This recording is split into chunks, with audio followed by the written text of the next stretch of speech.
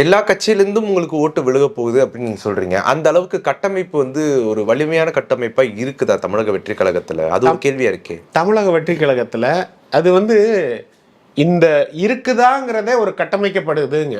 எங்களுக்கு booth level volunteers எல்லா இடத்துலையும் இருக்காங்க. இப்போ சமீபத்தில் நடந்த பொதுக்குழுவில் கூட கிட்டத்தட்ட 3 லட்சம் பேர் ஆல்ரெடி அப்பாயிண்டட் அப்படின்னு சொல்லியாச்சு. எல்லா பகுதியிலையும் உள்ள எல்லா நிர்வாகிகளும் இன்னும் நிறைய பேர் அப்பாயிண்ட் பண்ணிக்கிட்டே இருக்கும். கீப் ஆன் அப்பாயிண்ட் பண்ணிக்கிட்டே இருக்கும்.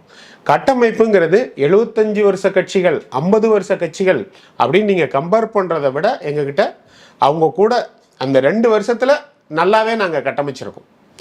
நீங்கள் 75 வருஷத்துக்கும் சேர்த்து கம்பேர் பண்ணுறீங்க. இந்த 2 வருஷத்தில் அவங்களுடைய மெஜாரிட்டியை நாங்கள் கவர் பண்ணிட்டோம்.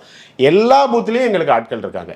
பூத் லெவல் வாலண்டியர் லிஸ்ட்டு ஃபுல்லாகவே தலைவர்கிட்ட போயிடுச்சு. தலைவர் அவங்க எல்லாருக்கும் ட்ரைனிங் கொடுக்க ஆரம்பிச்சிட்டாரு. இன்னைக்கு எஸ்ஐஆருக்கு ஒரு வீட்டுக்கும் போய்கிட்டு இருக்கோம்.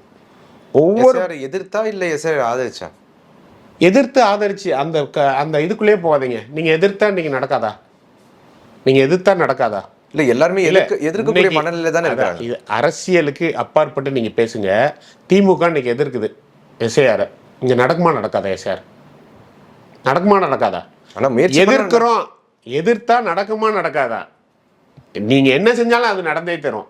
எதிர்க்கிறோங்கிறது ஜனநாயக முறைப்படி நம்மளுடைய எதிர்ப்பை பதிவு செய்யல. அப்படி எதிர்க்காம விட்டோம்னா தமிழக வெற்றி கழகத்துக்கும் ஓட்டுகள் கிடைக்காது இல்லையா? அதைத்தாங்க நான் சொல்றேன். எதிர்க்கிறோங்கிறது ஜனநாயக முறைப்படி நம்மளுடைய எதிர்ப்பை பதிவு செய்யறது.